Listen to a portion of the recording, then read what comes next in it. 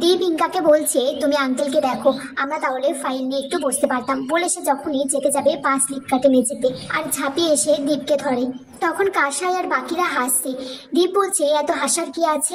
ঝাঁপিয়েও তখন একটু লজ্জা পেয়ে বলছে আমি সন্ধ্যা দিয়ে আসছি। হ্যাঁ, দীপের মা ইনকাকে বলছে আমার বাবানকে বাঁচাও, দেখো ঝাঁপি মেয়েটা কেমন গায়ে পড়া।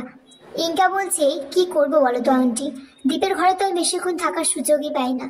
দীপের মা বলছে কিছু একটা সুযোগ খোঁজার চেষ্টা করো, আমি দীপের মা পারমিশন দিচ্ছি। ইনকা তখন মনে মনে বলছে দীপের সাথে বিয়েটা তোমার হলেও ফুলসজ্জা আমার সাথেই হবে। ঝাঁপি বাড়ির সবার জন্য চা বানিয়েছে।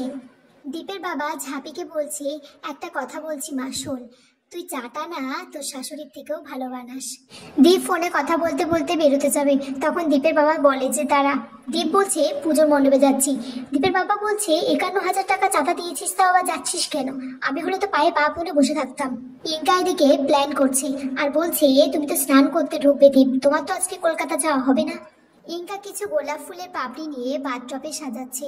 কাসাই দীপকে বলে আমি তোর বাথরুমে স্নান করতে যাচ্ছি, তুই নিচের বাথরুমে চলে যা। দীপ আর ঝাঁপি একসাথে বাথরুমে আটকে পড়ে।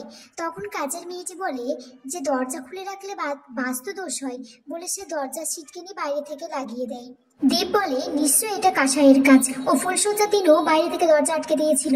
ঝাঁপির তখনই 5 লিট কেটে যায় আর দীপ তাকে ধরে ফেলে। এদিকে ইনকা দীপের জন্য বাথরুমে ওয়েট করছে।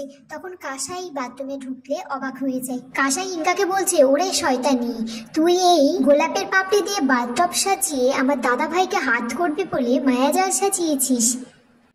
তারপর তারা দুজনের মধ্যে ঝগড়া শুরু করে দেয়। দীপের মা বাথরুমে দরজায় নক করছে। ঝাঁপি তখন বলছে যেখানে বাঘের ভয় আর কেউ এলো না, জেঠিকেই আসতে হলো। দীপের মা বলছে বাবান দরজা খুলে দিয়েছি, বেরিয়ে আয়। দীপ বাইরে বেরিয়ে এলেই দীপের মা ঝাঁপিকে বাথরুমের মধ্যে দেখে ফেলে আর বলে তুই আর বাবান একসাথে স্নান করছিলি। বলে আজ তুই মেয়েকে আমি শেষ করে দেবো বলে একটা চড় মারতে চাই। দীপ তখন হাতটা ধরে ফেলে আর বলে ঝাঁপির কোনো দোষ নেই মা।